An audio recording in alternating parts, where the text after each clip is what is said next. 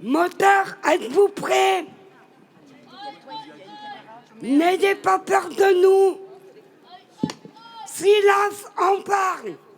N'ayez pas peur de nous, on n'est pas des cannibales. La précarité, c'est pas comme la grippe, c'est pas contagieux. C'est pas parce qu'on est à la rue qu'on est forcément sale. Les poux, ça s'attaque à tout le monde. Il n'y a pas que les pauvres qui en attrapent. C'est pas parce qu'on est en galère qu'on veut mettre des guenilles ou des oripeaux. Même quand on est à la rue, on veut bien manger. Mon chien aussi. C'est pas parce qu'on est en précarité qu'on ne pense pas.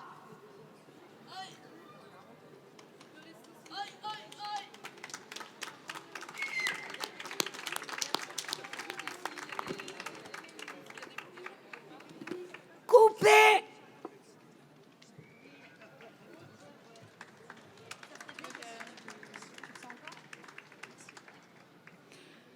Des réactions, des envies de compléter le message de Géraldine?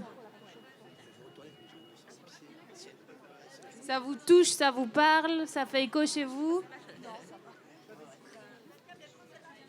Je vois des têtes qui font oui, oui, et une main qui se lève. Oui, c'est vrai que la précarité est très... Et les gens de la rue sont très mal reconnus sur Grenoble. Et de plus en plus. Oui. Moi, je vois que dans mon quartier,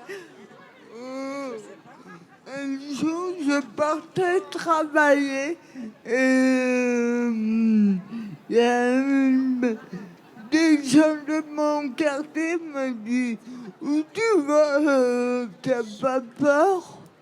Et en fait, la précarité, c'est pas ce qu'on pense. C'est parce que la précarité, quand on nous a appris des fausses choses à l'école, dans un sens, la précarité, c'est le cataloguer une personne de la rue, c'est pas lui foutre une étiquette sur la tête. C'est que des gens comme vous et moi qui sont dans un besoin, mais faut pas enlever l'image que de la société qui sont considérés comme marginalisés.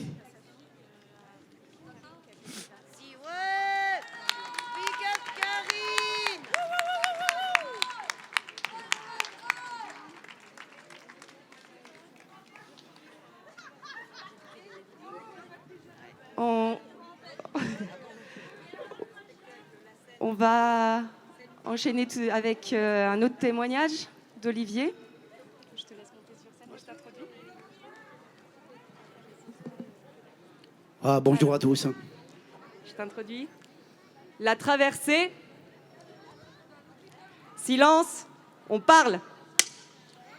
Voilà, bonjour à tous. Alors, moi j'ai un témoignage à faire aujourd'hui. Ça n'a rien à voir avec la rue. J'ai jamais été SDF, j'ai jamais vécu à la rue. Je suis pour ces gens-là, moi. Je suis pour ces gens-là. Le 8 octobre 2014, j'étais incarcéré à Saint-Quentin-Fallavier, en prison.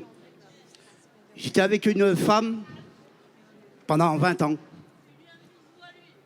J'ai eu 2 filles avec elle. 2 filles. Et pendant mon incarcération, on venait me voir. Ma femme, mes enfants venaient me voir au parloir. Et un samedi, je vais au parloir pour laver mon linge. Et il y a des surveillants, ils viennent me voir, ils me disent « Faut que vous veniez avec nous au médical ». Et je leur ai expliqué « Mais pourquoi ?» Ils me disent « Ouais, il y a eu un petit problème. » Et je commençais à paniquer. Et arrivé au médical, on m'a donné un verre d'eau pour me calmer. Et le verre d'eau, je l'ai jeté dans la gueule du surveillant, comme ça. Je lui ai dit, expliquez-moi ce qui se passe. Ils m'ont dit, il y a eu un problème avec votre femme et vos enfants. Et on m'a dit, vous inquiétez pas, la directrice, elle va arriver. Il faut qu'elle vous annonce ce qui s'est passé avec votre femme et vos enfants. Et la directrice, elle arrive, elle me dit, demain, je voulais sortir 5 jours. Et je lui ai dit, pourquoi? Elle m'a dit, votre femme et vos 2 enfants sont morts dans un accident de voiture quand j'étais en prison. J'ai perdu ma femme, elle avait 49 ans. J'ai perdu ma fille, Océane, qui avait 18 ans. Et j'ai perdu ma petite Salomé, qui avait 2 ans. Et aujourd'hui, je tiens le coup. Parce que vous savez, quand on apprend ça, quand on est en prison, la plupart des gens, c'est le suicide. C'est la corde au cou. Moi, je ne l'ai pas fait. On m'a laissé sortir 5 jours, je voulais m'évader. Je voulais changer de nom, de prénom, tout. Et j'ai incinéré ma femme et mes 2 enfants. Et vous savez, quand vous voyez un petit cercueil partir à l'âge de 2 ans en train de brûler devant vous, ça vous fait réfléchir. Et aujourd'hui, j'ai un boulot, j'ai un appartement. Et les gens, des fois, ils me regardent bizarrement dans la rue, je me demande pourquoi. Voilà, maintenant, ils le sont. Ils le savent comment je suis. Je passe mon temps à faire du bénévolat. Je travaille à Carrefour. Je me lève tous les matins à 3h30, je commence à 5h, je finis à midi. Aujourd'hui, ma vie est très compliquée. Alors quand je vois des enfants qui sont parmi nous là aujourd'hui, ça me fait vraiment mal au cœur. Alors, ma vie, je ne vais pas la refaire parce que c'est très difficile pour moi. C'est comme ça que je voulais vous faire passer ce petit témoignage-là pour vous faire comprendre. Aujourd'hui, moi, je suis vivant. Il y en a qui sont partis, des gens qui ont vécu dehors. Ils sont morts. Moi, j'ai perdu. J'ai tout perdu dans ma vie. Et on m'a dit, comment tu as fait pour t'en sortir? Je lui ai dit avec la réussite. Et pour moi, c'était la fin d'un échec. Et vous savez, tous les jours, je pense à ma femme, à mes enfants. Aujourd'hui, ils sont dans mon cœur. Vous êtes tous avec moi dans mon cœur. Tous, tous. Et c'est vrai que quand je parle de ma femme et mes enfants, je ne vais pas me mettre à pleurer, non. Je ne peux pas. Je ne peux pas me mettre à pleurer. Je leur ferai encore plus de mal. Alors voilà, tous les enfants qui sont là aujourd'hui, je vous aime tous, je vous embrasse. Et merci pour eux, Patricia, Océane et Salomé. Merci beaucoup. Merci beaucoup. Merci. Et croyez-moi, c'est pas une vie. C'est pas une vie. C'est pas une vie. Et moi, je soutiens tous les gens qui sont à la rue. Et croyez-moi, c'est pas facile pour eux. C'est pas facile. Maintenant, j'ai un appart, j'ai mon boulot. Je suis le plus heureux. Et voilà, ma femme n'est plus là, mes enfants ne sont plus là, mais ils sont dans mon cœur. Ils sont dans mon cœur. Il y a beaucoup de gens qui m'entourent. Je parle beaucoup avec beaucoup de personnes. Je fais du bénévolat quand j'ai le temps. Au Secours catholique, à Magdalena. Et voilà, aujourd'hui, je suis en train de me battre avec la justice. Pourquoi? Parce que j'ai réussi à emmener M. Coquillat de Grenoble et le juge de Grenoble au magistrat à Paris. Voilà, et je me battrai. Je ne gagnerai pas mon procès, peut-être, mais je suis un vaillant. Et croyez-moi, je vais gagner mon procès. Je veux savoir pourquoi on m'a mis en prison. Voilà, c'est tout. Merci à tous.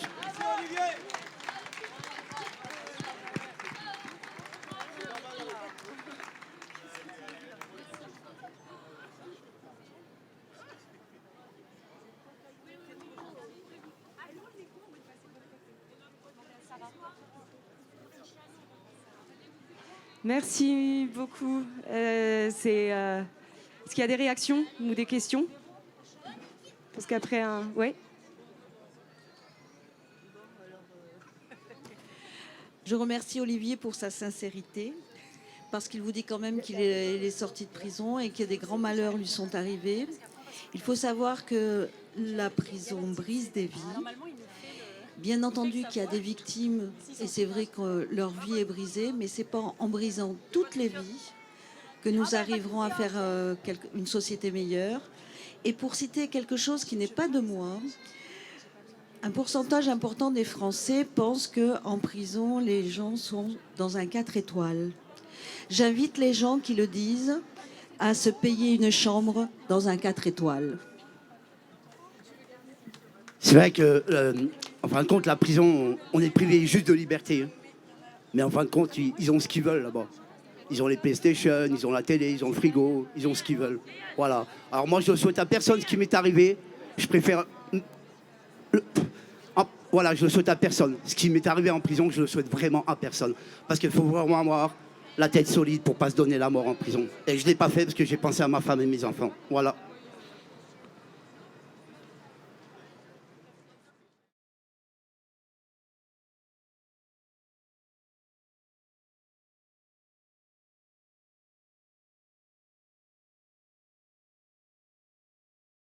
Moteur, êtes-vous prêt?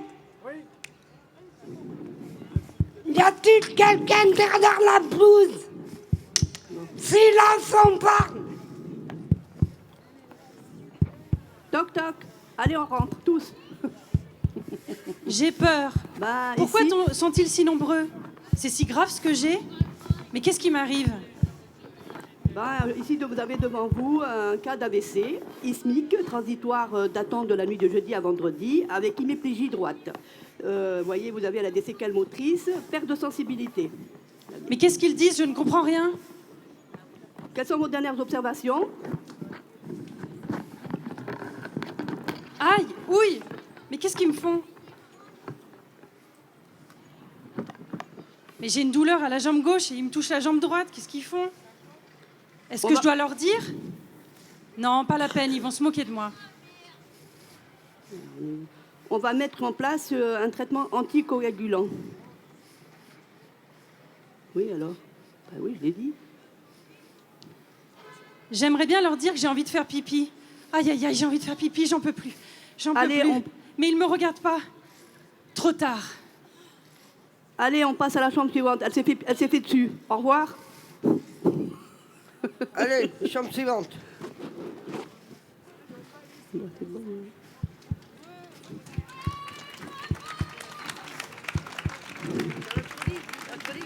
Mercredi, c'était pas à toi de dire chambre suivante.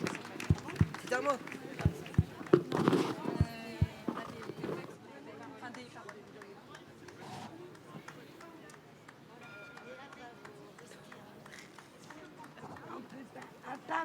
Attends. Qu'est-ce que je peux faire? Enlève-moi le pantalon. S'il te plaît, parce que... Il emprisonne. Je t'enlève ta charlotte? Vas-y. Il emprisonne. Ah oui, je sais pas. Il emprisonne.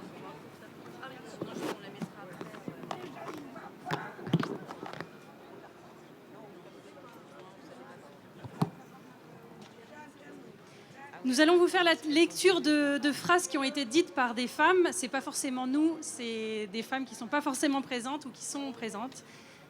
C'est parti. Moi, j'ai été jugée sur mon apparence. Tous les médecins ne sont pas bienveillants. Une fois par téléphone, le rendez-vous était très éloigné dans le temps.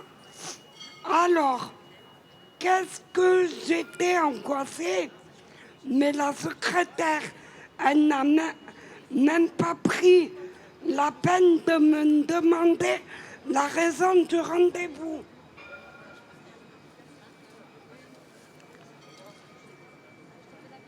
Je voulais poser des questions, je suis médecin.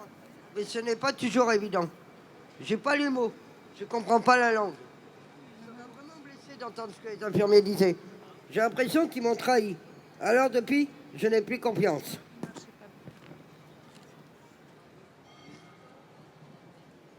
Ah, misère. Qu'est-ce qu'il faudrait que les médecins soient psychologues un peu parfois? Des mots, des gestes rassurants. Voilà déjà qui m'aurait soulagée. Qu'on mette des mots, des paroles, avant de me donner des médicaments.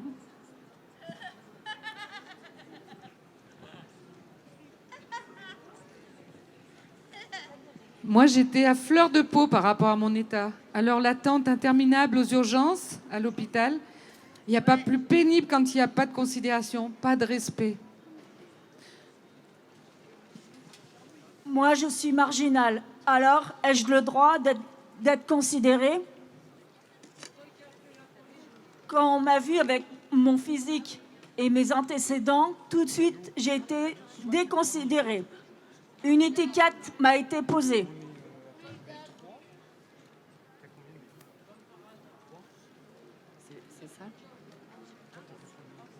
Moi, on m'a tué avec un stylo et les paroles peuvent mordre.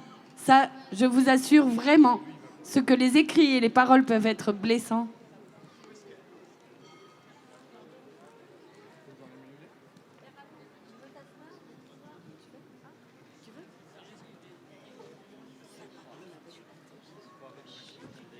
On ne m'a pas écouté, on m'a mépris au lieu de me considérer. Est-ce que j'existe face à ces personnes? Suis-je une chose, un objet, un animal, un déchet, un numéro de porte?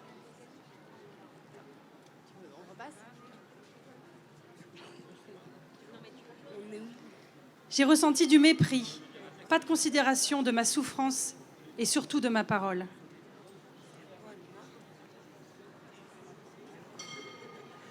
Ils ont mieux considéré les examens que mes paroles. Moi, ma souffrance, elle n'apparaissait pas sur les radios. Alors, ils ne m'ont pas écouté. Ils ont une confiance dans les machines. Vraiment, ils en oublient ce que j'ai pu ressentir dans mon corps.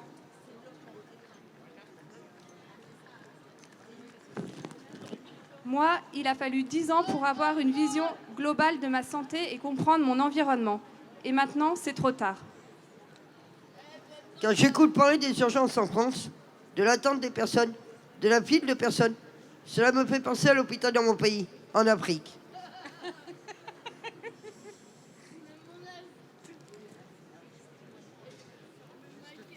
C'était horrible l'attente aux urgences. Ils m'ont rien dit, ils m'ont même pas regardé.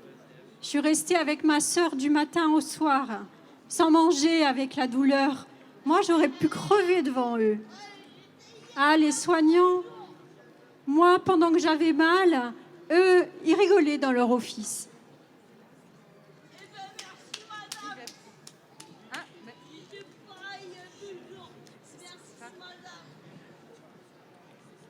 Moi, j'ai trouvé un bon médecin, très gentil.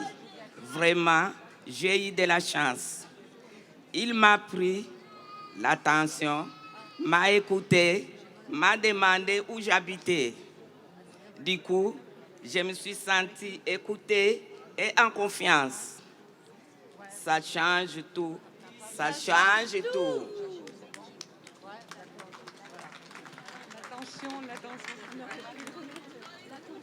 L'attention, ça change tout. L'attention, ça change tout. Merci. Bravo! Bravo les filles! Que vous voulez nous raconter un peu comment vous avez construit cette histoire ou... La santé? Ça fait 1 an ou 2 ans qu'on a un projet santé au local des femmes et on aborde des thèmes.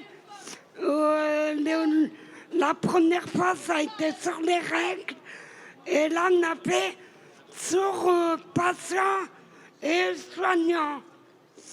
Sur la relation entre le patient et son médecin ou le corps médical. Vas-y, après. C'est tout. Et donc là, nous sommes arrivés au terme du 2e thème et nous allons démarrer un 3e thème. Ah, on n'a pas encore réfléchi. Il faut y réfléchir.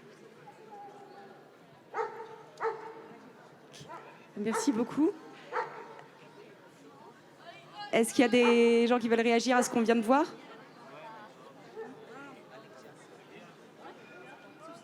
Bonjour. Bonjour à tous, je suis désolé, j'ai une voix un petit peu cassée, je vais vous expliquer ce qui s'est passé en fait. Il y a 1 an, en août, l'année dernière, je me suis retrouvé en fait à avoir très très mal au ventre, devenir jaune. Bon, on s'inquiète pas, on va à Lyon, j'avais posé un anneau gastrique, j'étais monté à 130 kg, maintenant je suis à 80 kg. Il s'avère que j'avais ce qui s'appelle une hépatite A fulminante. Qu'est-ce que ça implique? Grève de foie et passer à 48 heures près de la mort. Tout ça à cause de fruits surgelés qu'on n'aurait pas fait décongeler ni cuire. C'est emballé au Bangladesh, genre on ne sait pas cuire des framboises en France. Bon, passons, c'est la mondialisation, c'est pas grave. Je suis passé à 48 heures près de la mort. Bon, très bien. À Grenoble, au 7e étage, ils sont très bons, ils sont super. Comme elle disait tout à l'heure, c'est l'écoute qui compte. La voix, ce qui pose problème, c'est que j'ai été intubé trop longtemps, j'ai eu un coma de 3 semaines. Je suis passé à côté de choses dures, comme eux. Moi, je ne suis pas dans la précarité, mais je sais ce que c'est que la souffrance. On sait tous ce que c'est que la souffrance. On en a tous. C'est comme le bonheur, ça n'existe pas. Le bonheur, c'est une plénitude.